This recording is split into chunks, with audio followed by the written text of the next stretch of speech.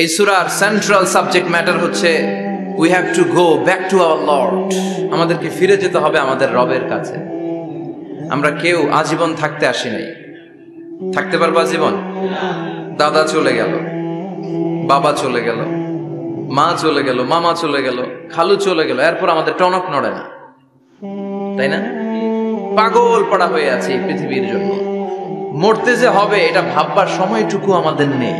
আমরা ব্যস্ত আমাদের ক্যারিয়ার নিয়ে, আমাদের লাইফ নিয়ে, আমাদের সমাজ নিয়ে, আমাদের ফ্যামিলি নিয়ে, আমাদের সন্তান আর সম্পদ নিয়ে আমরা সুপার বিজি।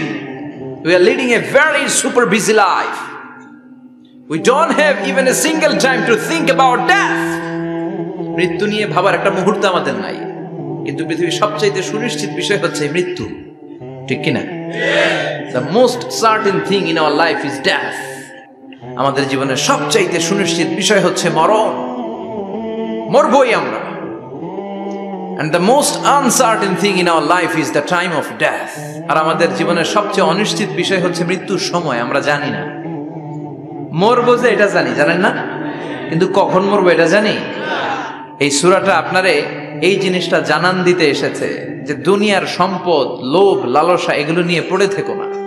এই যে আমাদের ফ্যামিলি, আমাদের বাচ্চা কাচ্চা, আমাদের এত টাকা পয়সার হিসেব, মাস শেষে বাড়ি ভাড়া, গ্যাসের বিল, এইটা সেটা, আপনি কি মনে করছেন যে আপনি চলে গেলে এগুলো থেমে থাকবে?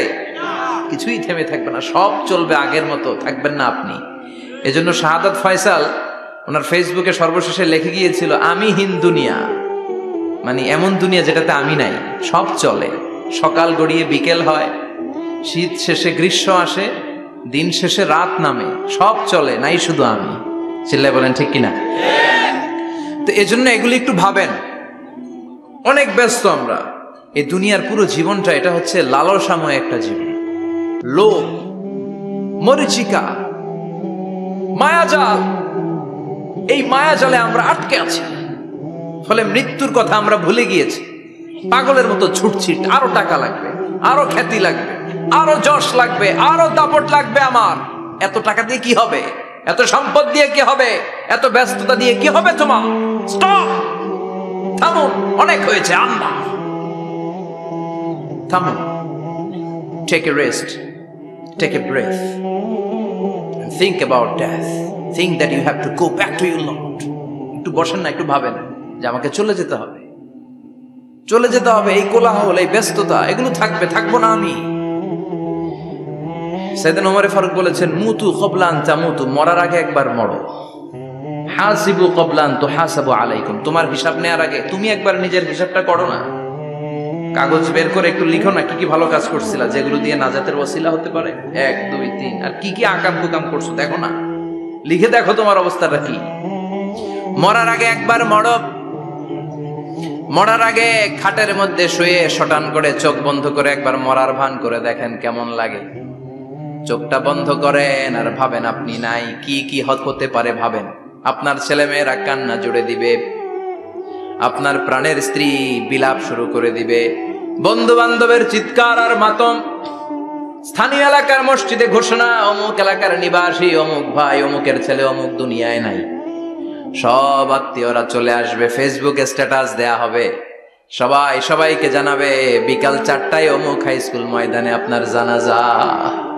ছুটে আসবে, সবাই ছুটে আসবে আপনাকে শেষ বিদায় দিতে, গুড বাই জানানোর জন্য, আল ওয়াদা, বিদায় জানাতে আসবে সবাই। 4 তাকবীর দিয়ে আপনার জানাজা হবে, অশ্রুসিক্ত জানাজায় আপনার বিদায় হবে। কাঠের খাটিয়ার মধ্যে করে কাঁধে তুলে আপনারে কবরে নেওয়া হবে। আগে থেকে খুঁড়ে রাখা কবরটার মধ্যে আপনারে বিছিয়ে দেয়া হবে। বাঁশের কচি দিয়ে তার উপরে মাটির চাপা দিয়ে সব চলে যাবে।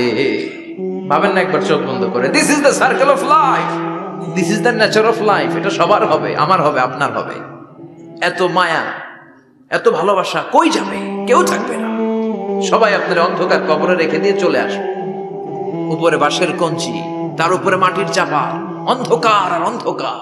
এই অন্ধকার যেন শেষ হতে চায় না, শুধুই অন্ধকার, ঠিক কিনা? এজন্য আমাদের চলে যেতে হবে। দাদা গেল, চাচা গেল, মামা গেল, আমাদেরকেও যেতে হবে, জোরে কোন ঠিক কিনা? একদিন মাটির ভেতরে হবে ঘরে মন আমার, কেন বাঁধ দালান ঘর, প্রাণ পাখি উড়ে যাবে পিঞ্জর ছেড়ে।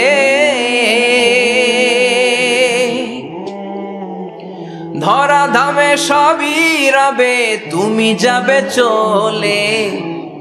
বন্ধু বান্ধব যত, মাতা পিতা দ্বারা সুত, সবই হবে তোমার পরে। মন আমার কেন বাঁধ দালান ঘর, একদিন মাটির ভেতরে হবে ঘরে। মন আমার কেন বাঁধ দালান ঘর, ঠিক কিনা? সব করে থাকবে, চলে যেতে হবে আমাদেরকে। এজন্য আখিরাতের কথা যেন আমাদের স্মরণ হয়। বিশ্বনবী বলতেন, নাহাইতুকুমান জিয়ারাতিল কবুর, আমি তোমাদেরকে কবর জিয়ারত করতে আগে নিষেধ করতাম, কিন্তু এখন নিষেধাজ্ঞা প্রত্যাহার করে নিলাম। এখন সব সময় তোমরা কবরের সামনে যাবা আর জিয়ারত করবা। কবরস্থানে জানতো বড়ুয়া কৃষ্ণপুরের এই গ্রামের কবরস্থান আছে কোন দিকে? পূর্ব দিকে আছে, গোখরার জলের ওদিকে। যান আপনারা, একটু যাবেন, একটু গেলে আখিরাতের কথাটা স্মরণ হবে। ওখানে ছোট শিশুরা শুয়ে আছে, কিশোর যুবকরা আছে, আপনার মতো তাগড়া যুবক মুরব্বীরা আছে। এরা এই এলাকায় থাকতো, এরা আকাশ থেকে নেমে আসে না, এই এলাকার সন্তান আজ নাই। একটা সার্টেন পিরিয়ড শেষে আপনিও থাকবেন না। This is the nature of life, this is the circle of life. ছোট্ট শিশু হয়ে এসেছিলেন, শৈশব, কৈশোর, যৌবন, প্রৌঢ়ত্ব। আগে ছিলেন সিঙ্গেল, বিয়ে করে হয়ে গেলেন ডবল। এরপরে আল্লাহ আপনাকে একটা মেয়ে দিল, এরপরে মেয়েকে বিয়ে দিয়ে শ্বশুর হলেন, এরপরে ওই মেয়ের ঘরে সন্তান হতে নানা হলেন। আর কতদিন? অনেক দিন হলো তো, অনেক লম্বা সময় পেয়েছেন আপনি। Think about that. এবার যাওয়ার কথা ভাবেন, আখিরাতের সামানের কথা ভাবেন, ফিরে যেতে হবে। কি শক্তিশালী যুবক, বার্ধক্য চলে আসলে লাঠি ছাড়া চলতে পারে না। কুচকুচে কালো দাড়ি সাদা হয়ে যায়, দাড়ির শুভ্রতা, বয়সের ভার, রং ধরা যৌবন জং ধরে শেষ, ঠিক কি না? This is the circle of life. যুবক ভাইয়েরা, এটাই জীবন, চলে যেতে হবে, কেউ থাকতে পারবে না, ঠিক কি না? এটা রিমাইন্ডার আল্লাহ এই সূরার ভেতরে দিয়েছেন যে তোমাদেরকে ফিরে যেতে হবে। এই লোভ লালসা ছেড়ে দাও।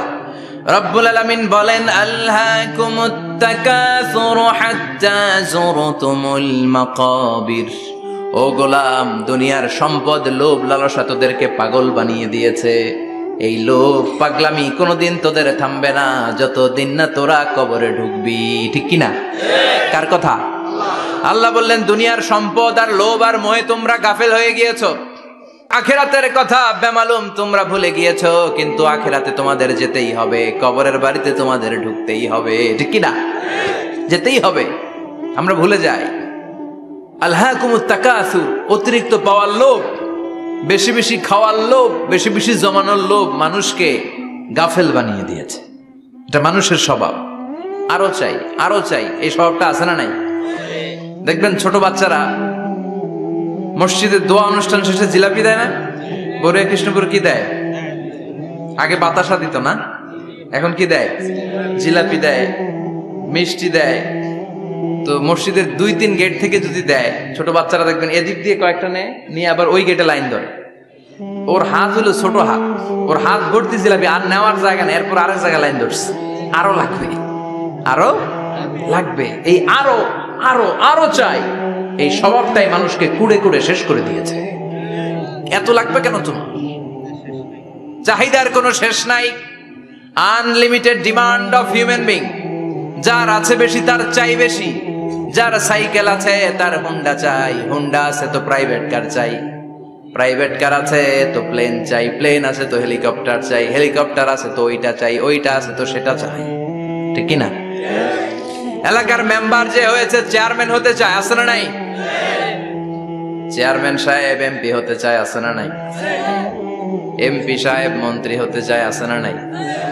মন্ত্রী সাহেব প্রধানমন্ত্রী হতে চায়, আছে না নাই? কিন্তু এই দেশে সুযোগ নাই। কথা কন, এই দেশে 2-3 জনের বাইরে কেউ প্রধানমন্ত্রী হইতে পারবি না, ঠিক কিনা? আমার এই জীবনে তো আমি 2-3 জনেরই দেখলাম। বেগম খালেদা জিয়া, মাননীয় প্রধানমন্ত্রী শেখ হাসিনার ছোট্টবেলা দেখেছি এরশাদকে, আমরা তখন ছোট। তো মানুষের চাহিদার কোনো শেষ নাই, যার আছে বেশি তার চাই বেশি।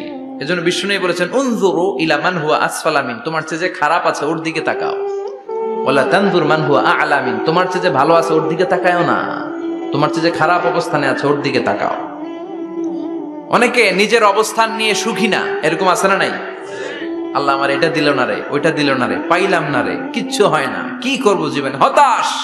আসলে আছে কিন্তু অনেক, কিন্তু শুকরিয়া নাই, টাকা, ঠিক কিনা? নিজের অবস্থান নিয়ে সুখী না, কিন্তু অনেক লোক আছে তারা আপনার অবস্থানে পৌঁছতে চায়। তাদের দিকে তাকিয়ে দেখেন, আপনি যে অবস্থানে আছেন এই অবস্থানে পৌঁছাটা অনেকের কাছে স্বপ্ন। তারা প্রতিনিয়ত সংগ্রাম আর স্ট্রাগল করে যাচ্ছে আপনার অবস্থানে পৌঁছতে, আর আপনি এটা নিয়ে সন্তুষ্ট না। শেখ সাদির নাম শুনেছেন?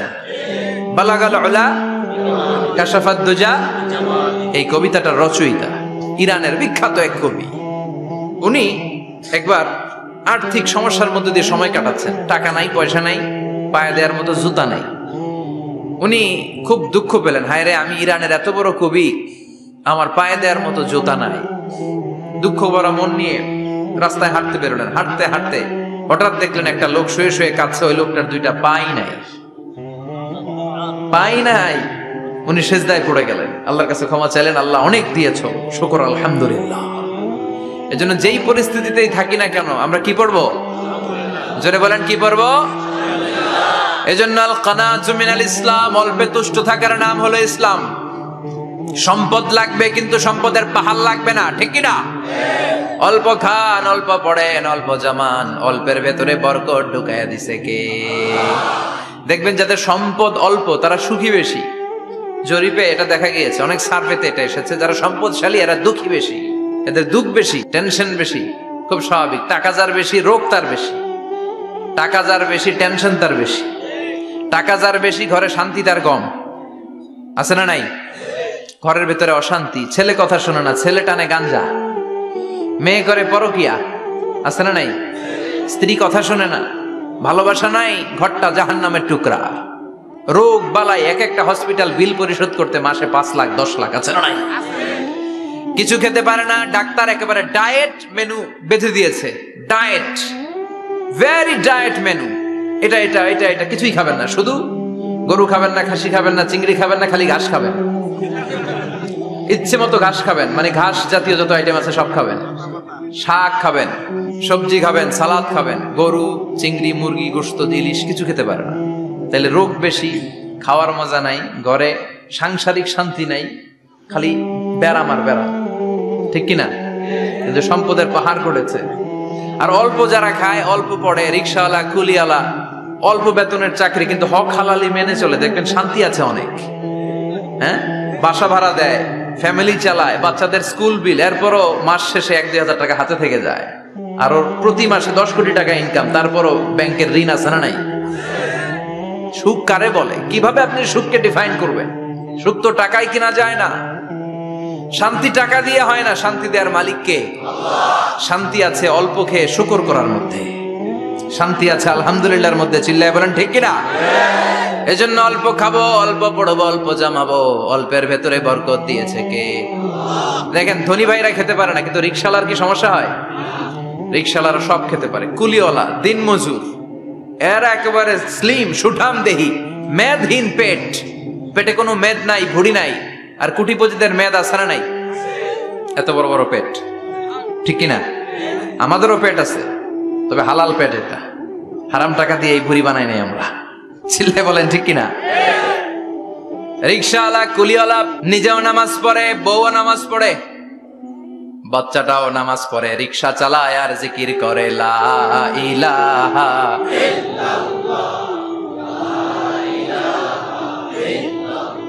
লা ইলাহা ইল্লাল্লাহ মুহাম্মাদুর রাসূলুল্লাহ সাল্লাল্লাহু। সুখ আর শান্তি, তাদের ঘরে সুখ। ধনী কোটিপতি, ভিআইপি, সিআইপিস, এদের রাতে ঘুম নাই। 1 ঘন্টা ঘুমানোর জন্য 4টা ট্যাবলেট খাওয়া লাগে, এরকম আছে না নাই? কিন্তু ঘুমের জন্য যে ট্যাবলেট খাওয়া লাগে রিক্সাওয়ালা এটা জানেই না। ওর যেখানে রাইত ওইখানেই, ওর মাথা বিছনায় লাগতে দেরি, ওর ঘুম আসতে দেরি হয়। ওর ঘুমে নাকের ডাকের আওয়াজে ট্রাকের ইঞ্জিনও ফেল। সুবহানাল্লাহ পড়েন। এজন্য অনেক বেশি সম্পদের পাহাড় করা লাগবে, এই চিন্তা যেন আমাদের মাথায় না আসে। চিল্লায় বলেন ঠিক কিনা? এজন্য রব্বুল আলামিন বলেন আল্লাকুমুত তাকাসুরু হাত্তা যুরতুমুল মাকাবির। বেশি বেশি সম্পদ উপার্জনের আকাঙ্ক্ষা তোমাদেরকে আখিরাত থেকে গাফেল বানিয়েছে। এই গাফলতি কশিন কালেও তোমাদের কমবে না যতক্ষণ না তোমরা কবরে ঢুকবা। হাত্তা যুরতুমুল মাকাবির, মাকবারাতুনের প্লুরাল মাকাবির, যতক্ষণ না কবরে না ঢুকবা, কবরস্থান তোমার আবাসস্থল না হবে, ততক্ষণ পর্যন্ত এই চাই চাই মানসিকতা কমবে। মানুষের স্বভাব হলো আরো চাই, আরো চাই, আরো চাই করে ফকিরেরা কারা? ইয়া আইয়ুহান নাসু আনতুমুল ফুকারাউ ইলাল্লাহ ওয়াল্লাহু হুয়াল গানিয়ুল হামিদ। সুবহানাল্লাহ পড়েন। আল্লাহ ডেকে বললেন গোলাম আনতুমুল ফুকারা ইলাল্লাহ, তোমরা সবাই ফকির, ধনী হলো একজন, তিনি কে? আল্লাহ শুধু ধনী, আর মানুষের স্বভাব হচ্ছে আরো চাই, আরো চাই। ওর 2 তলা বিল্ডিং, আমার 3 তলা লাগবে। ওর 2টা গাড়ি আছে, আমার 3টা লাগবে। আছে না নাই? বিশ্বনবী বললেন কিয়ামতের আগ দিয়ে মানুষের মধ্যে আকাঙ্ক্ষায় প্রতিযোগিতা বেড়ে যাবে, প্রতিযোগিতামূলক টেন্ডেন্সি। কার চেয়ে কে বড় হতে পারে, কার চেয়ে কে বেশি টাকার পাহাড় বানাতে পারে। আছে না নাই? বিশ্বনবী বললেন ওয়া আনতারাল হুফাতাল উরাতাল আলাতাল ইয়াশাইয়াতা তাওয়ালুনা ফিল বুনিয়ান। কিয়ামতের আগে এমন কিছু লোক যাদের গায়ে দেওয়ার মতো জামা ছিল না, পায়ে দেওয়ার মতো জুতা ছিল না, পেটে দেওয়ার মতো খাবার ছিল না, সমাজের কেউ তাদেরকে চিনতো না। হঠাৎ করে এই লোকগুলো ধনী হয়ে যাবে। And they will start to construct, they will compete to construct high rises building in the cities. শহরে গ্রামে এরা বড় বড় বিল্ডিং বানানো শুরু করবে। এই উঁচা উঁচা বিল্ডিং আমাদের সমাজে আছে না নাই? কৃষ্ণপুরে 2 তলা 3 তলা বিল্ডিং আছে নি? আছে। আজ থেকে 20 বছর আগে ছিল? আমি তো 20 বছর আগে যখন আসছি কিছুই ছিল না, খালি পানি আর পানি। আর এখন 2 তলা 3 তলার অভাব নেই। গরিপুর পাশে না আপনাদের? এদিকে গরিপুর, গরিপুরে যে বিল্ডিং আছে বাংলাদেশেও নাই, ঠিক কিনা? সারা বাংলাদেশের সবচেয়ে দামি জায়গা হচ্ছে গরিপুর বাজারের জায়গা। জানেন এটা? বসুন্ধরা, গুলশান, বনানী, বাড়িধারা, উত্তরার 3-4 ডবল দাম এই জায়গার, ঠিক কিনা? বিল্ডিং এর পর বিল্ডিং। আমি যখন ঢাকা যাই দেখি গরিপুর আসতেছে, মানে গরিপুরের বিল্ডিং আর শহরগুলো আস্তে আস্তে হাইওয়ের পাশাপাশি চলে আসতেছে। প্রতি বছর আইসা দেখি কিছু আগাইছে, 2-3 বছর পরে এটা একেবারে হাইওয়ের সাথে চলে আসবে। খেয়াল করছেন? ঢাকা যাওয়ার সময় গরিপুর আগাইতেছে, খালি গরিপুরের বিল্ডিং, গরিপুরের শহর আগাতে আগাতে আগাতে ঢাকা চট্টগ্রাম মহাসড়কের কাছাকাছি চলে আসছে। এই যে বিল্ডিং বানানোর প্রতিযোগিতা। কুমিল্লা শহরে আজ থেকে 20-25 বছর আগে 5 তলা 6 তলা একটা বিল্ডিং ছিল না, এখন 10 তলা 20 তলা। আছে না নাই? ঢাকায় আজ থেকে 20 বছর আগে 10 তলা বিল্ডিং খুঁজে পাইতেন আপনি? নাই। গোটা বিশ্বব্যাপী এখন টাওয়ার বানানোর প্রতিযোগিতা। বিশ্বনবী বললেন এদের কোনো টাকা ছিল না। পৃথিবীর সবচেয়ে বড় টাওয়ার এখন আরব দেশে, এদের কোনো টাকা ছিল না।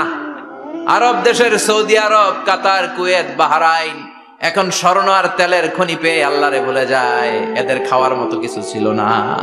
এদেরকে আমার দাদারে শুনতাম বলতো কাবলিওয়ালা, বলতো কি বলতো?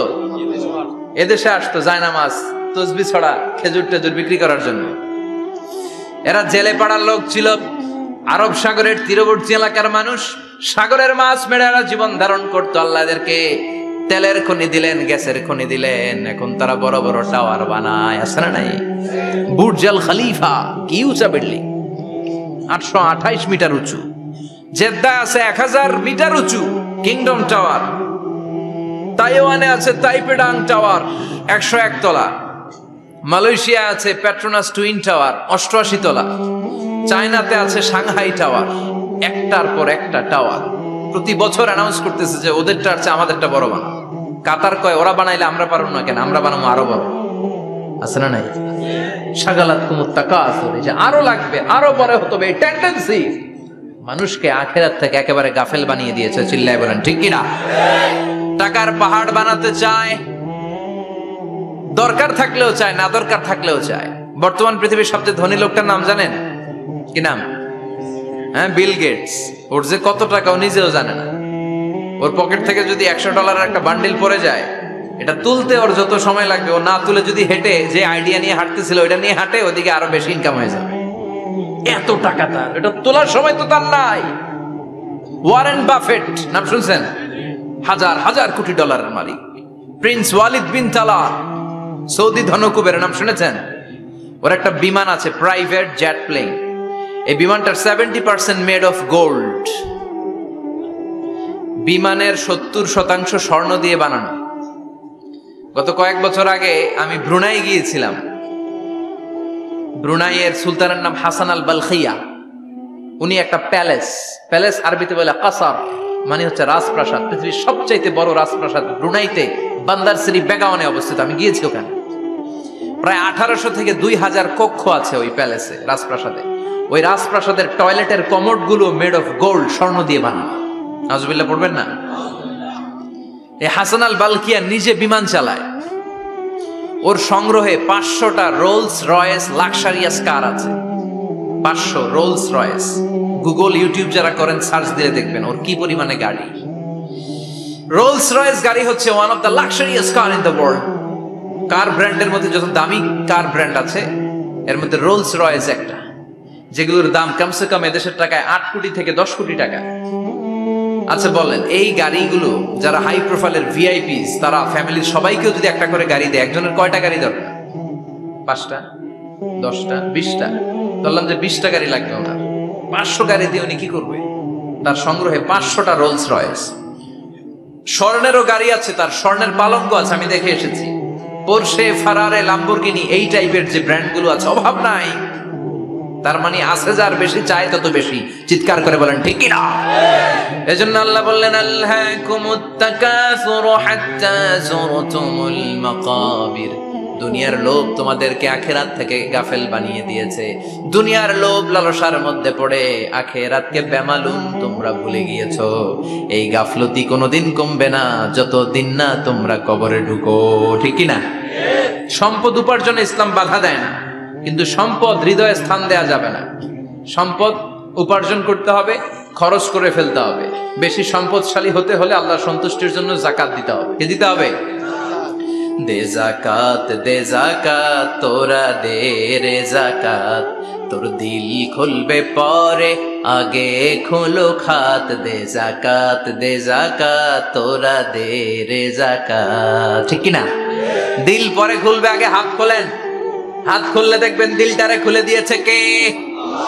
সাইয়েদনা মুসা আলাইহিস সালামের জামানায় ওনার চাচাতো ভাই ছিল মিশরের সবচাইতে বড় ধনী, যাকাত দেয় নাই। তার কি করুণ পরিণতি হয়েছে কোরআনে আছে না নাই? এত সম্পদ ছিল, তার সম্পদগুলো সে সিন্ধুকে আটকে রাখতো। আর এই সিন্ধুকের চাবিগুলো আলগানোর জন্য, কাঁধে নেওয়ার জন্য 10 জন লোক লাগতো। সিন্ধুক কাঁধে নেওয়ার জন্য, সিন্ধুকের চাবির গোছা কাঁধে নেওয়ার জন্য কয়জন? তাহলে কি পরিমাণ সম্পদ ছিল? সাইয়েদনা মুসা বললেন, সম্পদের মালিক তুই হস নাই, আল্লাহ বানাইছে। কারণ বলে ইন্নামা উতিতুহু আলা ইলমিন ইনদি, আল্লাহ আমারে সম্পদ দেয় নাই, আমি আমার মেধা খাটিয়ে সম্পদ বানিয়েছি। যাকাত আমি দেব না। মুসা বললেন তাহলে আযাবে পড়বি, কারণ কয় পারলে আযাব আনো, পারলে আযাব আনো। আল্লাহ বললেন ফাখাসাফনা বিহি ওয়া বিদারহিল আরদ, ও মুসা নিরাপদ দূরত্বে চলে যাও, এখনই ভয়ঙ্কর ভূমিকম্প হবে, আযাব দেব। কারণ সহ কারণের সব সম্পদ আমি জমিনের ভেতরে ঢুকাইয়া দেব। আমি নিজে কারণের বাড়ি দেখে এসেছি। মিশরের রাজধানী কায়রো থেকে প্রায় 150 কিলো দূর একটা জেলা আছে, ফায়ুম জেলা। ওইখানে কারুনকে আল্লাহ তার সব সম্পত্তি সব মাটিতে দাবিয়ে দিয়েছেন। দাবাতে দাবাতে হাঁটু পর্যন্ত যখন কারুন জমিনে দেবে যায়, ভাবছে উঠে যাবে। কোমর পর্যন্ত যখন মাটির মধ্যে দেবে যায়, ভাবছে উঠতে পারবে। গলা পর্যন্ত যখন দেবে যায়, হাত তুইলা কয় আমি ঈমান আনলাম। ও মুসা, সব সম্পদ তোর আর তোর আল্লাহর লইয়া যা, খালি আমারে বাঁচা, আমারে। সব গাদ্দারদের একই পরিণতি। ফেরাউনরেও যখন আল্লাহ লোহিত সাগরে পানি খাওয়াতে খাওয়াতে পেটটা এত বড়, হাত তুইলা কয় আনা মিনাল মুসলিমিন, আমি মুসলমান, আমি ভালো মানুষ। আল্লাহর কোরআন সাক্ষী, সে বলেছে আনা মিনাল। বনি ইসরাইলরা যে আল্লাহরে মানে, আমিও তারে মানি, আমিও আল্লাহর দলের একনিষ্ঠ কর্মী। আর পানি খাইতে পারি না, আল্লাহ বাঁচাও। আল্লাহ কয় আরো খা। শেষ, ফেরাউন শেষ, নমরুদ শেষ, কারণ শেষ। পুরো সম্পদ সহ আল্লাহ কারণকে জামিনের ভেতরে দাবিয়ে দিলেন। এজন্য সম্পদ যাদের বেশি, যাকাত দেওয়ার দরকার আছে না নাই? দারিদ্রতা বিমোচনের জন্য যাকাত দিবেন। যাকাতের শাড়ি লুঙ্গি এইভাবে না, অনেকে কিন্তু দেয় যাকাতের শাড়ি, যাকাতের লুঙ্গি, যাকাতের গামছা, এরকম ডাকাইত আছে না নাই? বাংলাদেশে এমনও হয়েছে জাকাতের শাড়ি দিবে বলে সে পত্রিকায় নিউজ করেছে, আর ওই শাড়ি আনার জন্য শাড়ি দিবে 5,000, মানুষ এসেছে 5 লক্ষ। পদপৃষ্ঠ হয়ে 11 জন নারী এক জায়গায় মারা গিয়েছে। কিয়ামতের দিন আল্লাহ বিচারের কাঠগড়ায় এই বিজনেস ম্যাগনেটকে দাঁড়িয়ে সেদিন জিজ্ঞাসা করবে যে কেন তুই এদেরকে কষ্ট দিয়েছিলি? চিল্লা এখন ঠিক কিনা? এদের মৃত্যু দায়ভার এই শিল্পপতি এড়াতে পারবে না। জাকাতের শাড়ি, জাকাতের লুঙ্গি বিতরণের জন্য আল্লাহ তোমারে ধনী বানায় নাই। ধনীদের দায়িত্ব হলো গরিবের হাতে সম্পদ পৌঁছে দেয়া। ওয়া ফি আমওয়ালিহিম হাক্কুন লিসাইলি ওয়াল মাহরুম। গরিব আমার কাছ থেকে সম্পদ আর যাকাত নিয়ে সে আমার প্রতি করুণা করেছে, আমি যাকাত দেই বলে আমি কোনো দয়া দেখাই নাই। কথা বুঝতে পেরেছেন? আইডিয়াটা ক্লিয়ার করে নেন। যাকাত দেয়া আমার জন্য কি? কথা বলেন, ফরজ। আর যে যাকাত নেয় তার জন্য যাকাত খাওয়া কি ফরজ? আমি গরিব মানুষ, আমি যাকাত খাবো না, না খাইয়া থাকুম, রোজা রাখুন। কথা কন, আমার যে যাকাত নেওয়া লাগবে এমন কোনো কথা নেই, কিন্তু আমি যে ধনী আমার দিতেই হবে, এটা ফরজ। তার মানে আমি দিয়ে আমি দয়া করি নাই, ও নিয়ে আমারে বাঁচাইয়া দয়া করে গেছে। চিৎকার করে বলো ঠিক কিনা? ইসলাম বলে রাস্তার এক পাশে 5 তলা আর এক পাশে গাছতলা, এটার নাম ইসলাম না। খেটে খাওয়া মানুষ, সুবিধা বঞ্চিত মানুষদের দ্বারে যে তুমি যাকাতের টাকা পৌঁছে দাও। যাকাতকে ফরজ করা হয়েছে দারিদ্রতা বিমোচনের জন্য। আপনি শাড়ি লুঙ্গি দিলে কি হবে? ওরে শাড়ি দিচ্ছেন দুপুরে, রাত্রেবেলা ও আরেক জায়গায় লাইন ধরে আছে, বিরিয়ানির প্যাকেট দিতেছে ওইখানে। কথা কোন, সারাটা বছর ও যাকাতের টাকা নেবে, ওর কিচ্ছু হবে না। বরং এমন কিছু তাকে করে দিতে হবে যেটা দিয়ে সে ফ্যামিলি লিড করতে পারে। একটা সিএনজি কিনে দেন, ওই ফ্যামিলিতে কোনো যুবক থাকলে সিএনজি চালায়া, অটো চালায়া ফ্যামিলিটারে চালাবে। একটা টঙের দোকান করে দেন, চায়ের দোকান, চা বিক্রি করে ফ্যামিলিটারে চালাবে। অস্ট্রেলিয়ান একটা গাই কিনে দেন, গরুর দুধ বিক্রি করে তার ফ্যামিলি চলবে। কিংবা মাছের একটা খামার করে দেন, মুরগির খামার করে দেন, ঠিক কিনা? ওমরে ফারুক বলতেন এমন ভাবে যাকাত দাও যাতে করে যাকে যাকাত দিয়েছে জীবনে কোনোদিন সেজন্য আর কারো কাছে যে হাত পেতে যাকাতের জন্য দাঁড়িয়ে না থাকে। এই বিধানটা কার? এজন্য আল্লাহ বললেন আলহাকুমুত তাকাসুরু হাত্তা যুরতুমুল মাকাবির। দুনিয়ার লোভ লালসা তোমাদের কমবে না যতদিন না তোমরা কবরে ঢুকো। কার কথা? চিল্লায় বলেন কার? এজন্য দুনিয়ার প্রতি যে আমাদের লোভ, এটা কি বাড়াইতে হবে না কমাইতে হবে? এই দুনিয়ার জীবন এটা ক্ষণিকের। আমাল হায়াতুদ দুনিয়া ইল্লা মাতাউল গুরুর। এটা ভোগের সামগ্রী, আজ আছে কাল না, এটা হাতের ময়লা। দুনিয়ার এই জীবনের দৃষ্টান্ত হচ্ছে 4টা স্বর্ণের টুকরা আর 3টা লাশের মতো। স্বর্ণের টুকরা 4টা, চিৎকার করে বলেন তো কয়টা? লাশ 3টা, জোরে বলেন কয়টা? অনেক অনেক আগের যুগের 3 জন যুবক জীবিকার তাগিদে তারা বের হয়েছে কর্মসংস্থান করে খাবে। পথিমধ্যে তারা গুপ্তধন পেয়েছে, স্বর্ণের বার পেয়েছে, তো বড় বড় 4টা পেয়ে তারা মহা খুশি। আমাদের আর কাজ করা লাগবে না, এগুলো বেচে আজীবন খাবো, সুখে থাকবো। তো 3 জন মিলে বললো 4টা স্বর্ণের টুকরা 3 জনের মধ্যে ভাগ করে দেওয়ার আগে একজন এক কাজ কর, বাজার থেকে কিছু রুটি নিয়ে আয়, খুব ক্ষুধা লেগেছে, খেয়ে নেই। একজন রে রুটি আনতে পাঠিয়ে 2 জন মিলে ভাবে ওইটারে যদি মেরে ফেলতে পারি তাহলে তো তোর আর আমার মধ্যে কোনো ঝামেলা নাই।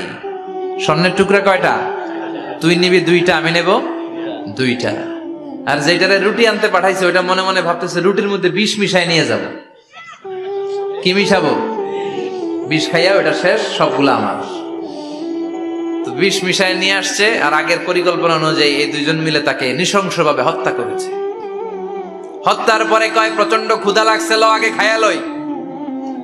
2 জন মিলে বাজার থেকে আনা বিষ মাখানো রুটি খেয়ে ওই 2টাও শেষ।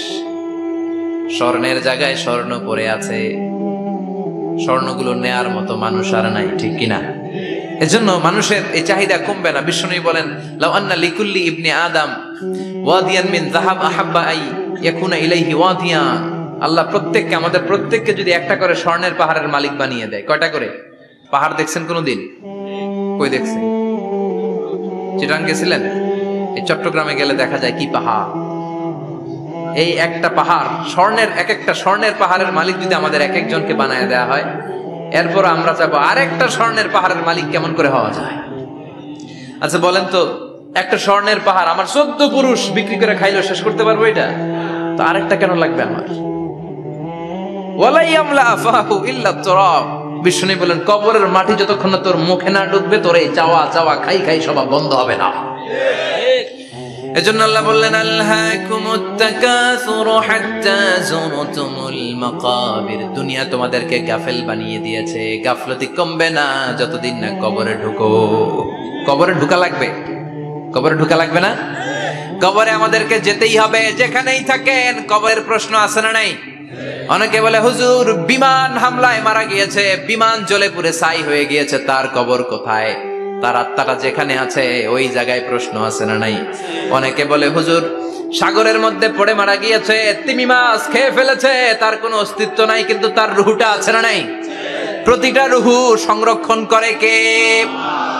প্রত্যেকটা আত্মা আল্লাহর কাছে সংরক্ষিত থাকে। প্রতিটা রুহু, প্রতিটা মানুষ মালাকুল মাউতকে দেখতে পায়। আপনিও দেখবেন, আমিও দেখব। মুমিনদের কাছে এসে মালাকুল মাউত একজন যুবকের বেশে সাদা ধবধবে জুব্বা পরে সুগন্ধি মেখে মুমূর্ষু ব্যক্তির শিয়রে বসে বসে বলে ইয়া আইয়াতুহান নাফসুল মুতমাইন্না, হে প্রশান্ত আত্মা, উখরুজি ইলা মাগফিরাতুল্লাহি ওয়া রিদওয়ানি, আল্লাহর ক্ষমা আর দয়ার দিকে বের হয়ে আসো। বলা মাত্রই মুমিনের আত্মাটা স্মুথলি বের হয়ে আসে। কাফান মিন আকফানিল জান্নাহ, হানুত বিন হানুতিল জান্নাহ, জান্নাত থেকে আনা সুগন্ধি কাফনের মধ্যে পেঁচিয়ে তিনি রূহটাকে নিয়ে ইল্লিনে চলে যায়। সরাসরি দেখে মালাকুল মাউতকে। আর যারা ইসলাম বিরোধী, কোরআন বিরোধী, তাদের সামনে এসে মালাকুল মাউত ত্রাস সৃষ্টি করে। আগে ধমক। হাইওয়েতে মাঝে মাঝে ডাকাতি হয় না? বাসগুলোর মধ্যে যখন ডাকাতি হয়, বাসে থাকে 50 জন, ডাকাত ঢুকে 5 জন, এই 5 জনের ভয়ে সবগুলো পেশাব করে দেয়। কারণ ত্রাস সৃষ্টি করে। এসেই চাইনিজ কুড়াল দিয়ে আগে কুবায় দেয় 4-5 জনের। রক্ত দেখে কি দেওয়ার সব আগে রেডি করে রাখে। মালাকুল মাউত এসে কাফের নাস্তিক মুশরিকদের সামনে সেরকম একটা ত্রাস সৃষ্টি করে, ভয়ে লোকটা কাঁপতে থাকে। ওর কাছে ভদ্র ভাষায় কথা বলে না, সুন্দর জামা পরে আসে না, কালো কুচকুচে চেহারা, ভয়ঙ্কর একটা রূপ নিয়ে, আকৃতি নিয়ে ইসলাম বিরোধীদের মাথার সামনে আসে, দুর্গন্ধযুক্ত চেহারার দেহ নিয়ে ধমক দিয়ে বলে, ও পাপাত্তা, ইয়া আইয়াতুহান নাফসুল খাবিসা উখরুজি ইলা গাদাবিল্লাহ, হে পাপাত্তা, আল্লাহর রাগ, ক্রোধ আর গজবের দিকে বের হয়ে আয়। মুমিনের আত্মা বলার সাথে সাথে যেমনি মুমিনের দেহ থেকে বের হয়ে জান্নাতি কাফনের ভেতরে ঢুকে, কাফেরদের আত্মাও কি এরকম তাড়াতাড়ি বেরোতে চায় নাকি? কাফেরদের আত্মা বেরোতে চায় না। ডানে দৌড়, বায়ে দৌড়, সামনে দৌড়, পেছনে দৌড়, আহা দৌড়াদৌড়ি করে। মালাকুল মাউত এটাকে টেনে হিচড়ে, একটা জীবিত ছাগলকে জবেহ না করে, জবাই না করে, তার চামড়া উল্টার দিকে টেনে হিচড়ে বের করলে ছাগলটা যত কষ্ট পায়, এর সে কম 70 গুণ বেশি কষ্ট দিয়ে কাফের মুশরিক আর গাদ্দারদের রূহ কবজ করা হয়। আল্লাহ এই পরিস্থিতি থেকে তুমি আমাদের বাঁচাও। মুমিনদের রূহ যেমনি কবজ হয়, ওইভাবে রূহ কবজের ব্যবস্থা করে দিও। ইমানের মৃত্যু নসিব করে দিও, শাহিদি মৃত্যু নসিব করে দিও। আমাকে শহীদ করে সেই মিছিলে শামিল করে নিও, যে মিছিলের নেতা মীর হামজা খোবায়েবে খাব্বাব, আল্লাহর কাছে ছিল অতি প্রিয়, শামিল করে নিও। আমাকে শহীদ করে সেই মিছিলে শামিল করে নিও। পড়েন আমিন। আরো জোরে পড়েন আমিন। তার মানে বিমান দুর্ঘটনায় হোক, কিংবা লঞ্চ ডুবিতে হোক, কিংবা আগুনে পড়ে হোক, কিংবা আত্মঘাতী হামলায় হোক, যে যেখানেই মারা যায়, কবরের 3টা প্রশ্ন তার জন্য আছে না নাই? ইসলাম বিরোধীদের জন্য প্রশ্ন 3টা, আপনারা যারা মুমিন তাদের জন্য 4টা, আপনাদের জন্য একটা বেশি। আলহামদুলিল্লাহ কোন? কবরে এসে প্রথম প্রশ্ন করবে মুনকার নাকির, যখন চলে আসবে 40 কদম, যখন আত্মীয় স্বজনরা লাশটাকে কবরের মধ্যে দিয়ে 40 কদম চলে যায়, তখনই ফেরেশতা চলে আসে। আহা, শেষ, সব শেষ। এসেই পরীক্ষা শুরু। মার রব্বুক, তোর রবের নাম কি? চিল্লায় বলেন আমাদের রবের নাম কি? আমরা বলবো রব্বি আল্লাহ, আল্লাহ আমারে রব। দমে দমে তনু মনে তারি অনুভব। পড়েন আল্লাহ আমারে রব। তোমার দুনিয়াতে আমি যেদিকে তাকাই, অথই নিয়ামতে ডুবে আছি সবাই। পাখপাখালির গানে শুনি তসবি কলো রব, তসবি কলো রব, আল্লাহ আমার রব। প্রথম প্রশ্ন, তোমার রব কে? আমরা বলবো আমাদের রব আল্লাহ। দ্বিতীয় প্রশ্ন, ওমা দীনু, তোমার ধর্মের নাম কি? আমরা কি বলবো? তৃতীয় প্রশ্ন, বিশ্বনবীর চেহারা দেখিয়ে বলা হবে আতারিফু হাদার রাজুল, এই লোকটারে চিনো নাকি? আমরা বলবো চিনি, আমাদের প্রাণের নবী, ঠিক কি না? চাঁদের চেয়ে সুন্দর তুমি নবী আমার কামলিওয়ালা, দু জাহানের বাদশাহ তুমি প্যারা নবী সাল্লে আলা, চাঁদের চেয়ে সুন্দর তুমি নবী আমার কামলিওয়ালা, ঠিক কি না? তিনটা প্রশ্নের যথাযথ উত্তর যখন দিয়ে দিলেন, আপনার জন্য অতিরিক্ত আরেকটা প্রশ্ন করা হবে, ওয়ামা ইলমুক, তোমার নলেজ কি? তিনটা প্রশ্নের উত্তর যে তুমি করতে পারলা, কিভাবে পারলা, কেমনে জানলা? নকল করে বলছো নাকি জেনে বুঝে আসছো? নকল হয় না? এখন তো পরীক্ষা চলতেছে বোধহয়। কি পরীক্ষা? নকল হয়? কৃষ্ণপুরে নকল নাই না? এখন মনে হয় এগুলো একটু কমছে। একটা সময় ছিল অনেক নকল হইতো।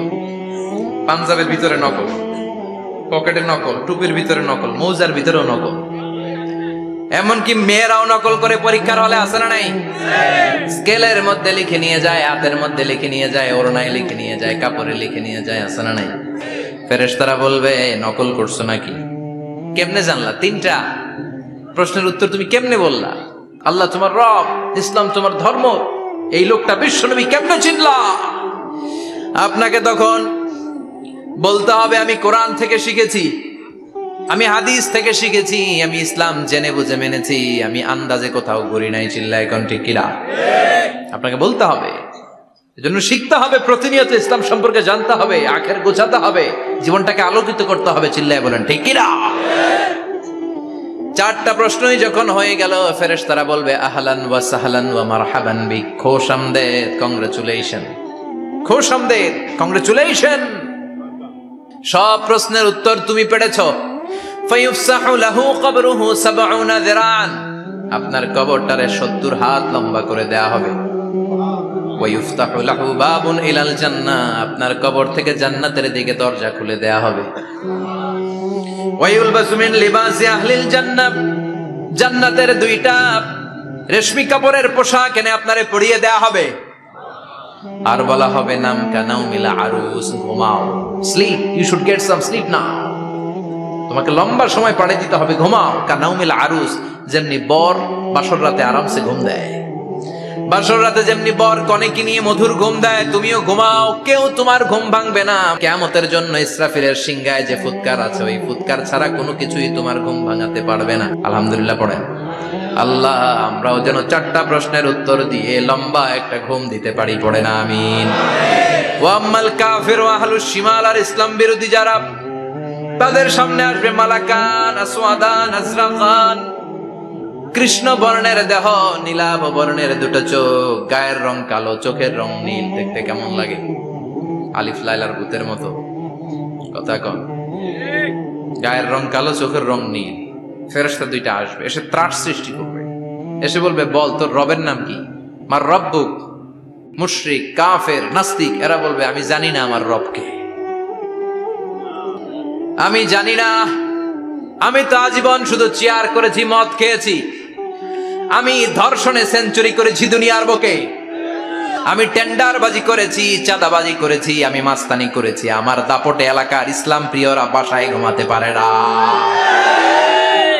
আমি ছিলাম টেন্ডারবাজ, আমি ছিলাম গডফাদার, সন্ত্রাসীদের লিডার, আমি ছিলাম ডন 1 2 3 সব, আমি ছিলাম ডনের ডন, আমি ছিলাম মাস্তান, রংবাজ, রব টপ কি আমি তো জানি না। লাদ্রি লাদ্রি, আমারে জিজ্ঞেস করো না। আবার প্রশ্ন করা হবে ওয়ামা দীনুক, তোর ধর্মের নাম কি? বলবে লা আদরি, আমার কোনো ধর্ম নাই, আমার কোনো ধর্ম নাই, আমি শুধু মৌজ মাস্তিতে ছিলাম, আমি আনন্দ ফুর্তি করেছি, ইসলাম নিয়ে আমার মাথা ব্যথা ছিল না, আজীবন ইসলামরে আমি বাস দিয়েছি। চিল্লায় বলেন ঠিক কিনা? ইসলাম বিরোধীদের সাথে ছিল আমার চলাফেরা, আমার সব সাঙ্গ পাঙ্গ ছিল গুন্ডা বদমাশ ইসলাম বিরোধী, রব কি, ইসলাম কি, এগুলো আমি জানি না। আমার এগুলো জিজ্ঞেস করো, ধর্ম কি আমি জানি না, আমি কিচ্ছু মনে করতে পারছি না। 3 নাম্বার প্রশ্ন করা হবে, আতারিফু হাযার রাজুল, দেখো তো এই লোকটারে চিনো কিনা? কয় না, চিনি না, তবে মনে হয় এই লোকটারে দুনিয়ার বুকে আমি গালি দিতাম, এই লোকটার বিরোধিতা করতাম, ব্লগের মধ্যে এই লোকটার ব্যাপারে কুৎসা রটনা করতাম, এই লোকটার কার্টুন বানিয়ে আমি হিংসা ছড়িয়ে দিতাম, এই লোকটার ব্যাপারে আমি এলাকার মধ্যে অপপ্রচার চালাতাম। ফেরেশতারা বলবে তাই, এই ছিল তোর ডিউটি, দাঁড়া এখনই আমাদের খেলা শুরু, এখনই শুরু। ফায়ুতরাকু বিমাতারিকা মিন হাদিদ, লোহার একটা হাতুড়ি দিয়ে মাথা থেকে পা পর্যন্ত পিটানো হবে, পিটিয়ে ওর গোশতর হাড্ডিগুলোকে থেতলে ফেলা হবে। ওয়ায়ুকালু লিল আরদি ইলতাইমি, কবরের দুই পাশের মাটিরে বলা হবে এবারে দুই দিক থেকে তোরা চাপ দে, চাপ দেয়া হবে, ধাক্কা ধাক্কি করেও সে সুবিধা করতে পারবে না, মাটি আস্তে আস্তে আস্তে আস্তে দেহের দুই দিকে লেগে এমন জোরে দুইটা চাপ দিবে, ফাতাখতালিফা আদলাউহু, তার ডান পাশের পাজরের হাড্ডি বাম দিকে ঢুকে যাবে, বাম দিকের হাড্ডি ডানে চলে যাবে। বিশ্বনবী বললেন এই হাতুড়ি দিয়ে পিটানোর শাস্তি, কবরের চাপ দেওয়ার শাস্তি চলতেই থাকবে হাত্তাল কিয়ামা, কিয়ামত পর্যন্ত। আল্লাহ এই কবরের শাস্তি থেকে আমাদের বাঁচাও। আমরা এই আযাব পেতে চাই না, আমরা যেন ঠিকভাবে কবরের 4টা প্রশ্নের উত্তর করে দিয়ে লম্বা ঘুম দিতে পারি। আল্লাহ তুমি তৌফিক দাও। এজন্য আল্লাহ বললেন, গোলাম দুনিয়া নিয়ে পাগল হয়ে থেকো না, এই দুনিয়ার জীবন আসল জীবন নয়, আসল জীবন হলো কবরের জীবন। জোরে বলেন ঠিক কিনা? এই জন্য মাঝে মাঝে কবরে যাবেন, কবরস্থানে দাঁড়িয়ে চিন্তা করবেন এই জায়গায় আমারও আসতে হবে, দিন যাবে, রাত আসবে, বৃষ্টি হবে, শীত আসবে, কেউ আমার দেখতে আসবে না, একা থাকতে হবে, একা, বড় একা, অন্ধকার, বড়ই অন্ধকার। ওই কবরের জীবনের সামান গোছানোর দরকার আছে না নাই? ওই কবরের সুখে শান্তিতে থাকতে চাইলে নামাজ পড়ার দরকার আছে না নাই? কোরআন পড়ার দরকার আছে না নাই? ছেলে মেয়েগুলোরে মানুষের মতো মানুষ করার দরকার আছে না নাই? আজকে যিনি উপস্থাপক চমৎকার কথা বললো, আমরা যেন মাদককে না বলি, আমরা যেন ফেন্সিডিলকে না বলি, আমরা যেন ইসলামের পক্ষে থাকি, আমরা ইসলামের কোন বিপক্ষে শক্তির সাথে যেন হাত না মিলাই, সব সময় যেন আমরা কোরআনের পক্ষে থাকি, ইসলামের পক্ষে থাকি, 5 ওয়াক্ত সালাতগুলো যেন জামাতের সাথে আদায় করি, আব্বা আম্মার যেন খেদমত করি, আর বিনয়ী মানুষ যেন হতে পারে, ঠিক কিনা? আল্লাহ আমাদের সবাইকে কথাগুলো বুঝে আর আমল করার তৌফিক দান করুন। এটা পৃথিবীর সবচাইতে শ্রেষ্ঠ জিকির, আফদালু জিকির লা ইলাহা ইল্লাল্লাহ। আবার বিশ্বনবী বললেন, মান ক্বালা লা ইলাহা ইল্লাল্লাহ সিদকান মিন কলবিহি দাখালাল জান্নাহ, অন্তর থেকে একনিষ্ঠতার সাথে একবার যে লা ইলাহা পড়বে, ওই লোকটা জান্নাতে প্রবেশ করবে। তার অপকর্মের কারণে, তার পাপের কারণে হয়তো সে পানিশমেন্ট পাবে জাহান্নামে, কিন্তু ফাইনালি সব শেষে সে জান্নাতে ঢুকবে, ঠিক কিনা? সহিহ ইবনে হিব্বান আর মুস্তাদরাকে হাকামের এক বর্ণনা, মুসা আলাইহিস সালাম আল্লাহকে প্রশ্ন করলেন, ইয়া আল্লাহ আল্লিমনি কালিমাতান আযকুরু বিহা ওয়া আদউ বিহা, আল্লাহ আপনি আমারে একটা কালিমা শিখান, একটা জিকির শিখান, যে জিকিরটা দিয়ে শুধু আমি আপনার জিকির করব, এই জিকির কেউ জানবে না, শুধু জানবো আমি আর আপনি। সুবহানাল্লাহ পড়েন। আল্লাহ বললেন, ইয়া মুসা ইকরা লা ইলাহা ইল্লাল্লাহ, মুসা তুমি পড়ো লা ইলাহা ইল্লাল্লাহ। মুসা আলাইহিস সালাম বললেন, আল্লাহ বলছি এমন জিকির যেটা আমি আর আপনি ছাড়া কেউ জানবে না। লা ইলাহা এটা তো জাতীয় জিকির, এটা তো ইন্টারন্যাশনাল জিকির, এটা তো সবাই জানে, আমি তো চেয়েছিলাম এক্সক্লুসিভ একটা। আল্লাহ বললেন, মুসা লা ইলাহা ইল্লাল্লাহর চেয়ে শ্রেষ্ঠ জিকির আমার কাছে নাই, আমি আল্লাহর দেয়া সর্বশ্রেষ্ঠ জিকির হচ্ছে লা ইলাহা ইল্লাল্লাহ। লাউ তাদাউ লা ইলাহা ইল্লাল্লাহ ফি কাফা ওয়াস সামাওয়াতু ওয়াল আরদু ফি কাফা, ও মুসা 7 আকাশ 7 জমিন যদি দাঁড়িপাল্লার এক পাল্লায় রেখে দাও আর লা ইলাহা আরেক পাল্লায় রেখে দাও, লা রাজাহাত কাফাতু লা ইলাহা ইল্লাল্লাহ, মুহূর্তেই লা ইলাহার পাল্লাটা ভারী হয়ে যাবে। সুবহানাল্লাহ। এটা একটা বিপ্লবী বাণী, এটা ভিক্ষা করার বাণী নয়। জুমার নামাজের পরে 1 টাকা দিয়া যান, আমি গরিব ইনসান, আছে না নাই? আখিরাতে সওয়াব পাইবেন পাহাড়ের সমান। আর জিকির ধরে লা ইলাহা ইল্লাল্লাহ, অনেকে মনে করে এটা ভিক্ষা করার জিকির, কপাল পোড়া। আমরা ভিক্ষার সাথে এটাকে জুড়ে দিয়েছি। এটা একটা বিপ্লবী বাণী। এই বাণীর অর্থ, এটার ইম্পর্টেন্স, এটার সিগনিফিকেন্স আর তাৎপর্য যে বুঝে, সে আল্লাহ ছাড়া কারো সামনে মাথা নত করতে পারে না। চিল্লা এখন ঠিক কিনা? তাফসীর ফি জিলালিল কুরআনের রচয়িতা সাইয়্যিদ কুতুব শাহিদ, নাম শুনছেন? গোটা বিশ্বব্যাপী তার নাম আর ডাক। তিনি ফি জিলালিল কোরআন লেখে গোটা বিশ্বের যুবকদের অন্তর কাঁপিয়ে দিয়েছিলেন। এই সমাজে তিনি জাহালাত দেখে এই জাহালাতের বিরুদ্ধে কলম ধরেছেন আর যুগশ্রেষ্ঠ তাফসির রচনা করেছেন, তাফসির ফি জিলালিল কোরআন। এটার অনেক ভাষায় ট্রান্সলেশন হয়েছে, বাংলায় পাওয়া যায়, খুব সম্ভব আল কোরআন একাডেমি লন্ডন এটা ট্রান্সলেট করেছে। তো উনি এই কালিমার পক্ষে থাকার কারণে, ইসলামী আন্দোলনের কারণে তৎকালীন প্রেসিডেন্ট জামাল আব্দুল নাসের ওনাকে ফাঁসি দেওয়ার আদেশ দিয়েছে, ফাঁসির কাস্টে ঝুলিয়ে মৃত্যুদণ্ডের অর্ডার করেছে। তো জেল কোডের নিয়ম অনুযায়ী যাদেরকে ফাঁসি দেওয়া হবে, হ্যাঙ্গিং করা হবে, হ্যাঙ্গিং করার ঘন্টাখানিক আগে ওই কারা কর্তৃপক্ষ থেকে নিয়োগ দেয়া জেলখানার ইমাম সাহেব এসে তাদেরকে লা ইলাহা পড়ায়। কি পড়ায়? লা ইলাহা ইল্লাল্লাহ পড়ায়। তো সৈয়দ কুতুব শাহিদ উনিও যখন ওনাকে ফাঁসির কাস্টে ঝুলানো হবে, ওই মুহূর্তে জেল কোডের নিয়ম অনুযায়ী ইমাম সাহেব এসে সৈয়দ কুতুব সাহেবকে বলতে আরম্ভ করলো যে আমি আপনাকে কালিমা পড়াতে এসেছি, আপনি পড়েন লা ইলাহা ইল্লাল্লাহ। সৈয়দ কুতুব শাহিদ বললেন আমারে কালিমা শিখাতে এসো না, আমি কালিমা খুব ভালো জানি। যে কালিমা পড়ার, যে কালিমা তুমি ফাঁসির আসামিদেরকে পড়ানোর কারণে মান্থলি বেতন পাও, ওই কালিমার ব্যাখ্যা করার কারণে আমাকে ফাঁসির কাস্টে ঝোলা লাগছে। তুমি কালিমা পড়াও, তুমি বেতন নাও, আর আমি কালিমার ব্যাখ্যা করার কারণে আমার ফাঁসি হয়, তার মানে তোর কালিমা আর আমার কালিমা এক কালিমা না। কালিমার মধ্যে পার্থক্য আছে না নাই? ইমানের মধ্যে পার্থক্য আছে না নাই? যে ইমানে বলি কি করে তারে বলো। এজন্য আসল লা ইলাহার অনুসারী হতে হবে। লা ইলাহার ধারক এবং বাহকরা হচ্ছে সত্য এবং ন্যায়ের পক্ষে। যত বিপদ আসে, যত আপদ আসে, যত ঝুঁকি আসে, পাহাড় সম ঝুঁকিকে ডিঙ্গিয়ে তারা লা ইলাহার কালেমার পতাকাকে উড়িয়ে দেয়। চিল্লায় বলেন ঠিক কিনা? এজন্য ইমানে পার্থক্য আছে। আমরা যেন আসল ইমানদার হতে পারি, আল্লাহ তৌফিক দাও। আমিন। আর জোরে পড়েন আমিন। আমরা সব সময় যেন আল্লাহর জিকির দিয়ে হৃদয়টাকে সিক্ত রাখতে পারি, তুমি তৌফিক দাও। আমিন। বিষ্ণু বলেছেন লা ইয়াজালু লিসানুকা রাতবান মিন যিকরিল্লাহ, তোমার জিহ্বাটা যেন আল্লাহর জিকিরে সব সময় ভিজা থাকে। কি থাকে? সব সময় যেন পড়ি সুবহানাল্লাহ, আলহামদুলিল্লাহ, লা ইলাহা ইল্লাল্লাহ। সব সময় যেন আমরা পড়ি আল্লাহু আকবার। বিষ্ণু বললেন আহাব্বুল কালাম ইলাল্লাহি আরবাহ। খেয়াল রাখবেন, আল্লাহর কাছে সবচেয়ে প্রিয় কথা চারটা। কয়টা? আহাব্বুল কালামি ইলাল্লাহি আরবাহ। আল্লাহর কাছে সবচাইতে প্রিয় কালাম হচ্ছে চারটা। লা ইয়াদুররুকা বিআইয়িহিন্না বাদাতা। এই চারটার কোনটা দিয়ে শুরু করবে এটা তোমার ব্যাপার, আগে পরে করলেও কোনো সমস্যা নেই। চারটার একটা হচ্ছে সুবহানাল্লাহ, আরেকটা হচ্ছে আলহামদুলিল্লাহ, আরেকটা হচ্ছে লা ইলাহা ইল্লাল্লাহ, আরেকটা হচ্ছে আল্লাহু আকবার। এজন্য সব সময় আল্লাহর জিকির করতে রাজি আছেন তো? আল্লাহরে ডাকতে রাজি আছেন? ফাযকুরুনি ওয়াশকুরুলি। আল্লাহ বলেন যদি আমার জিকির করো আমিও তোমাদের জিকির করি, যদি আমার স্মরণ করো আমিও তোমাদের স্মরণ করি। আবার বিশ্বনবী বললেন, আল্লাহ ঘোষণা দেন ফাইন যাকারানি ফি নাফসি যাকারতুহু ফি নাফসি। আমার বান্দা যদি একা একা আমার জিকির করে আমিও আমার বান্দাকে একা একা স্মরণ করি। ওয়া ইন যাকারানি ফি মালাইন যাকারতুহু ফি মালাইন খায়রিম মিনহু। আর মহা সম্মেলনে যদি বান্দা আমারে স্মরণ করে আমি এর চাইতে শ্রেষ্ঠ মহা সম্মেলন ফেরেশতাদেরকে নিয়ে আমার বান্দাকে স্মরণ করি। ওয়া ইন তাকাররাবা ইলাইয়া শিবরান তাকাররাবতু ইলাইহি যিরাআন।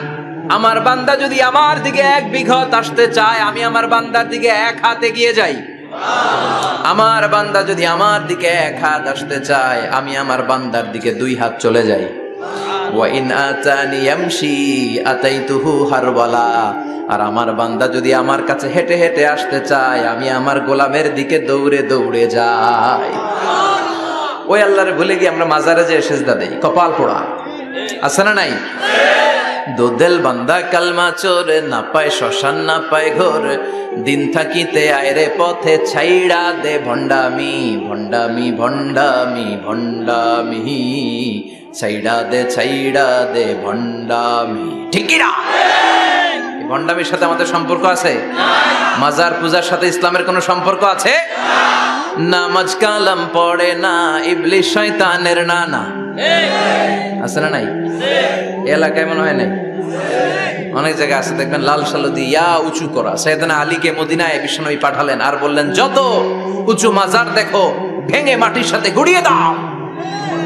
কবরস্থান উঁচু হবে না, কবর হবে সমান। এটাকে সেফটি দেওয়ার জন্য, সিকিউরিটি দেওয়ার জন্য আপনি চারদিকে সিম্পল বেড়া বা দেয়াল দিতে পারেন, যাতে গরু ছাগল যে এই কবরের অসম্মান না করে। আমরা আশরাফুল মাখলুকাত, আমরা বেঁচে থাকলেও যেমনি সম্মান আছে আমাদের, মরে গেলেও সম্মান আছে না নাই? আল্লাহ বললেন, ওয়ালাকাদ কাররামনা বানি আদম, আমি বনি আদমের সম্মান বাড়িয়ে দিয়েছি। জীবিত অবস্থায় যেমনি সম্মান, মরে গেলেও সম্মান, ঠিক কিনা? বিশ্বনবী দেখলেন একটা লাশ যাচ্ছে, লাশ দেখে নবী দাঁড়িয়ে গেলেন।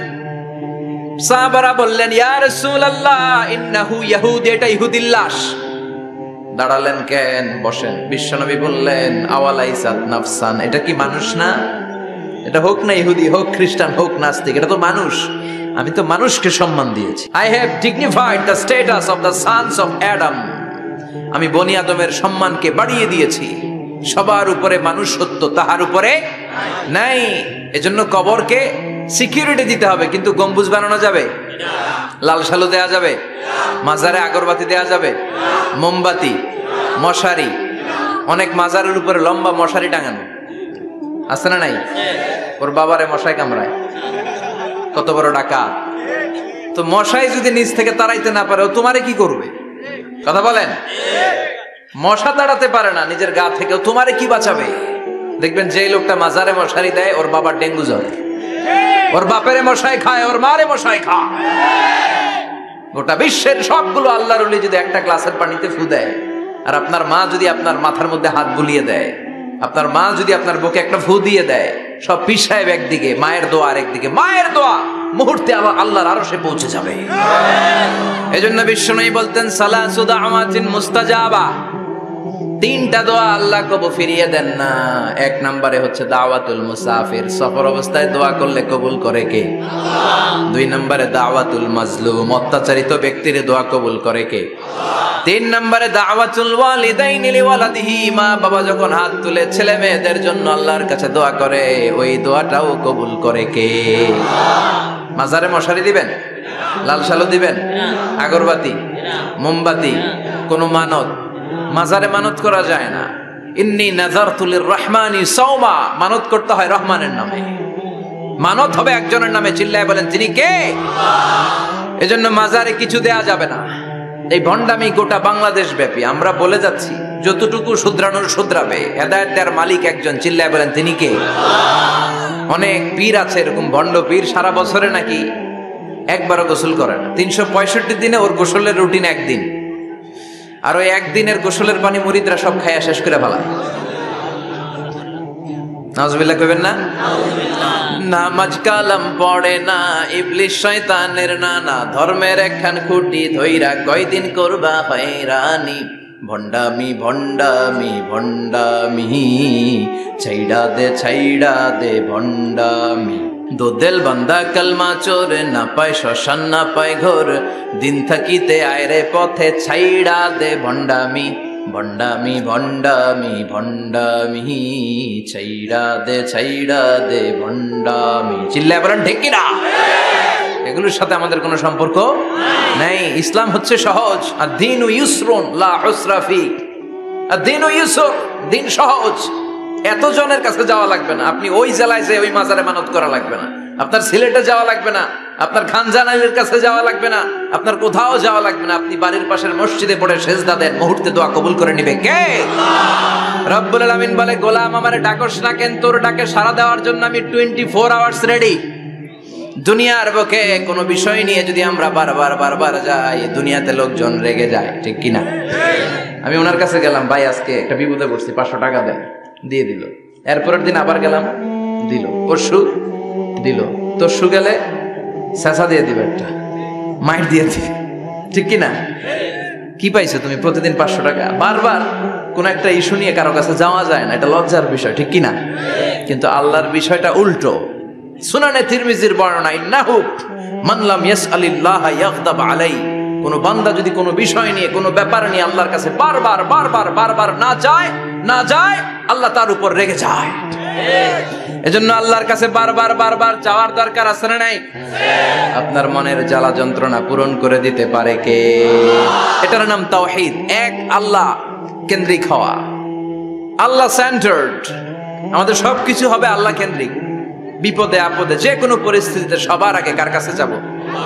এটার নাম তাওহীদ, এটার নাম তাওহীদেরই মুর্শিদ আমার মুহাম্মাদের নাম বলো, মুহাম্মাদের নাম। আল্লাহর নাম জপলে বুঝতে পারি আল্লাহরই কালাম বলো, মুহাম্মাদের নাম।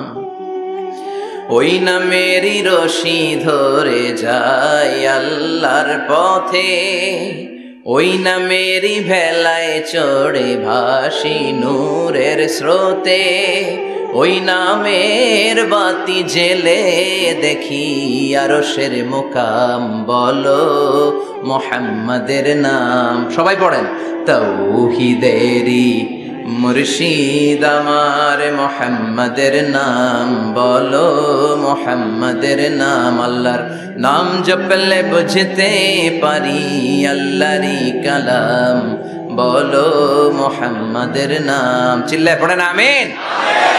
সব সময় বিপদে আপদে কার কাছে যাবেন? আপনার বিপদ দূর করতে পারে কে? আপনারে অসুস্থ থেকে সুস্থ বানিয়ে দিতে পারে কে? মনের জ্বালা যন্ত্রণা মিটাতে পারে কে? আল্লাহ ছাড়া কেউ পারবে? কোন মুফাসসিরে কোরআন আপনারে বাঁচাতে পারবে? কোন আল্লাহর ওলি বাঁচাতে পারবে? এমনকি আল্লাহর কোন পয়গাম্বর কোন নবী আপনার কিচ্ছু করতে পারে? করতে পারে একজন, তিনি কে? আমরা যেন সব সময় সে আল্লাহর জিকির করি। আল্লাহ তুমি তৌফিক দাও। আরো জোরে পড়েন আমিন। বড়ইয়া কৃষ্ণপুর আল ইসলাহ যুব সমাজের উদ্যোগে আজকের প্রোগ্রামের প্রধান অতিথি জনাব মোহাম্মদ ইমাম হোসেন সরকার, চেয়ারম্যান 1 নং সুহিলপুর ইউনিয়ন, আসছিলেন তাই না? সালাম দিয়ে গেছে। আমার আগে কথা বলেছেন আল্লামা শাইখুল ইসলাম শাইখ, চমৎকার কথা বলেছেন। আমি শুনছিলাম যে সৈয়দনা ইব্রাহিম আলাইহিস সালাম অনেক ইন্টেলেক্ট খাটিয়ে, এটাকে বলে রেশনাল অ্যানালজি খাটিয়ে উনি finally he got his Lord, তিনি আল্লাহকে পেয়েছেন, তাই না? এই ওয়াজ করছে না? তিনি চাঁদ দেখে ভাবলেন এত সুন্দর চাঁদ, এটাই মনে হয় আমার রব, হাযা রব্বি। এটার তাফসীর হচ্ছে হাযা রব্বি, কি রে এটা কি আমার রব? চাঁদ চলে গেল, তারা আসলো, ভাবলেন তারা তো আরো সুন্দর, মনে হয় এটাই আমার রব। তারাও নাই, দ্বিপ্রহরের জলজলে সূর্য দেখে তিনি নিশ্চিত এটা মনে হয় আমার রব হবেই। কিন্তু বিকেল বেলা সূর্যও নাই। মনে মনে ভাবলেন আমার রব তো আমার ছেড়ে পালাতে পারে না, সব সময় আমার রব আমার সাথে আছে না নাই? তখন তিনি বললেন ওয়াজ্জাহাতু ওয়াজহিয়া লিল্লাযী ফাতারাস সামাওয়াতি ওয়াল আরদা হানিফান ওয়া মা আনা মিনাল মুশরিকিন। এমন দিকে আমি মুখ ফিরালাম, আমি চাঁদের দিকে মুখ ফিরাই না, আমি তারার দিকে মুখ ফিরাই না, আমি দ্বিপ্রহরের জলজলে সূর্যের দিকেও মুখ ফিরাই না, আমি এমন রবের দিকে মুখ ফিরাই যিনি সব সময় থাকেন, সব কিছু দেখেন, তিনি সব করতে সক্ষম। চিল্লায় বলেন ঠিক কিনা? ওমা আনা মিনাল মুশরিকিন, তিনি অ্যানাউন্স করে দিলেন আমি মুশরিক নই, আমি তাওহীদের ধারক এবং বাহক। আমরা যেন এই তাওহীদের পক্ষে থাকতে পারি, শিরকের বিপক্ষে থাকতে পারি। আল্লাহ তৌফিক দাও। আরো জোরে পড়েন আমিন। আরো অনেক গণ্যমান্য লোকজন এসেছেন, সৌজন্য ছিল মাতৃভূমি হজ কাফেলা। অনেক গণ্যমান্য লোকজন এসেছেন, আমার বাবার বয়সী, আমার নানার বয়সী, যেহেতু আমার নানার শ্বশুর বাড়ি, কোনো না কোনো ভাবে সবাই আত্মীয়। আল্লাহ সবাইকে কবুল করুন। আসেন আমরা আল্লাহর নামে 3টা তাকবীর পড়ে আমাদের জড়তা, ভীরুতা, লাজুকতা, কাপুরুষতাকে ছেড়ে ফেলে দিয়ে আমরা ঈমানের তেজদীপ্ত বয়ান শুরু করে দেই। আমি আমার খুতবার শুরুতে সূরাতুত তাকাসুরের প্রথম 2 আয়াত তেলাওয়াত করেছি। এই সূরার মধ্য দিয়ে আল্লাহ তাআলা কি মেসেজ আসলে আমাদেরকে দিতে চাইলেন আমি আপনাদের সাথে অল্প কিছু সময় শেয়ার করব ইনশাআল্লাহ। পড়ে এই সূরার মূল মেসেজ হচ্ছে আমরা এই পৃথিবীতে থাকতে আসি নাই, চলে যাব আমরা। কেউ আমরা থাকতে পারবো? We have to go back to you Lord, we have to go back to our Lord। আমাদেরকে আমাদের রবের কাছে ফিরে যেতে হবে, নাকি আজীবন থাকবেন? কথা বলেন। চলে যেতে হবে। কখন যে কে চলে যায় তার কোনো ঠিক নাই, হ্যাঁ, কেউ জানি না, কিন্তু এতটুকু জানি যে চলে যাব। গত কয়েকদিন আগে এদেশের আপকামিং একজন ইয়াং স্কলার হুট করে চলে গেলেন। নাম শুনছেন? কি নাম? হ্যাঁ, শাহাদাত ফয়সাল। আমাদের বয়সী বা আমাদের চেয়ে ছোট, মধ্যম পন্থার একজন আলেম ছিল, চলে গেল। অনেক আশা ভরসা ছিল অনেকের তার উপর যে সে he is an upcoming scholar, সে মধ্যমপন্থী। ডক্টর আব্দুল্লাহ জাহাঙ্গীর স্যারের নাম শুনেছেন? ভাল লাগে না কথাগুলো শুনলে? হৃদয়টা ঠান্ডা হয়ে যায়, কারো পক্ষপাতিত্বে যায় না, যেটা হক, যেটা সমাজের জন্য কল্যাণকর সেটার কথা বলে। এই মাঝামাঝি থাকতে পারাটা সবচেয়ে কঠিন, ঠিক কি না? আল্লাহ বলেছেন ওয়াকাযালিকা জাআলনাকুম উম্মাতান ওয়াসাতান লিতাকুনু শুহাদা আলান নাস, তোমাদেরকে হতে হবে উম্মাতান ওয়াসাতান, মধ্যমপন্থী উম্মাত, মাঝামাঝি থাকতে হবে। কিন্তু আমরা এদেশে মার্জিনালাইজ করে ফেলি, বুঝতে পেরেছেন? এক প্রান্তে চলে যায়, যারা চরমনায়ের মুরিদ অন্যদেরকে আর দেখা যাবে না, যারা শর্ষিনার মুরিদ এরাই সব, অন্যদিকে যাওয়া যাবে না, যারা জামাত ইসলাম অন্যদিকে আর যাওয়া যাবে না, যারা হেফাজতে ইসলাম অন্য কারোর মধ্যে আর হক নাই, যারা আহলে হাদিস সব হক সুন্নাহ এদের কাছে, কারো মুখের কোনো কথা এদের কাছে কোনো দাম নাই। তো আমার এই দেশে সুন্নি ভাইরা গালি দেয়, আহলে হাদিস বলে, বুঝতে পেরেছেন? মাঝামাঝি থাকাটা এই বাংলাদেশে খুব কঠিন, কিন্তু আপনাকে মাঝামাঝি থাকতে হবে, আপনাকে ওয়াসাতিয়ার পদ্ধতিতে আসতে হবে, উম্মাতান ওয়াসাতা, মাঝামাঝি। মাঝামাঝি ডানেও না বায়েও না, সিরাতুল মুস্তাকিমে ডান বাম নাই, এটা সোজা। এই রাস্তা একবার যদি উঠে যান এই রাস্তা শেষ হয়ে যাবে জান্নাতুল ফেরদাউসের ভিতরে, চিল্লায় বলেন ঠিক কিনা? এজন্য আমরা যেন মিডল পাথ ধরি, আমরা যেন কট্টর না হই, আমরা যেন মাঝামাঝি হই। আপনি তাবলিগ করতে পারেন, করেন, খুব ভালো। তাবলিগের ভাইদের একটা ভালো গুণ হচ্ছে নিজের খেয়ে নিজের পরে ইসলামের দাওয়াত দেয়, ঠিক কিনা? নিজের টাকা ভেঙে দাওয়াত দিচ্ছে, তো তাদের কারণে অনেকে কালিমা শিখছে, অনেকে নামাজ শিখছে, তাদেরও কন্ট্রিবিউশন আছে না নাই? তো যারা তাবলিগ করেন আপনি মনে করবেন না যে সব হক সব সত্য, শুধু আপনি হকের ডিলার এটা মনে করবেন না, সব সত্য হক এটা আপনার বাবার দাদার সম্পত্তি এটা মনে করবেন না। সব দলের মধ্যে হক থাকতে পারে, বরং সব দলের ভালো ভালো জিনিসগুলো নিয়ে নিজেকে সাজানো দরকার। কথা বলেন? জামাত ইসলামের মতো, হেফাজতে ইসলামের মতো আন্দোলনের স্পিরিট থাকতে হবে, চিল্লা এখন ঠিক কিনা? আমার সুন্নি ভাইদের মতো নবীর প্রেম অন্তরে থাকতে হবে, চিল্লা এখন ঠিক কিনা? তাবলিগের ভাইদের মতো হৃদয়ে ইখলাস থাকতে হবে। এই সবগুলোর সমন্বয় হচ্ছে ইসলাম, সবগুলোর সমন্বয় ইসলাম। এজন্য কখনো মনে করবেন না যে আমি একদল করি তার মানে অন্য সব দল মনে হয় বাতিল, ওগুলো মনে হয় মুসলমান না, ওগুলো আমার চোখেই ধরে না, এটা ঠিক না। এটা ইহুদিদের স্বভাব। ইহুদিরা শুধুমাত্র হকের ডিলার মনে করতো নিজেদেরকে, ইহুদি ছাড়া বাকি কাউরে ওরা চোখে দেখতে পারতো না। এজন্য আমরা কি কট্টরপন্থী হব না মধ্যমপন্থী? চিল্লায় বলেন কট্টরপন্থী না মধ্যমপন্থী? আল্লাহ আমারে যতদিন বাঁচিয়ে রাখে আমি মধ্যম পন্থার কথা বলেই যাব, up to my death. It's my mission, it's my vision. এটাই আমার লক্ষ্য, যে মধ্যম পন্থার ইসলামকে প্রমোট করা, যেটা বিশ্বনবীর ইসলাম, যেটা মদিনার ইসলাম, যেটার মধ্যে বাড়াবাড়ি নাই, ছাড়াছাড়ি নাই, ঠিক কিনা? আল্লাহ তুমি আমাদেরকে বুঝার তৌফিক দান করো।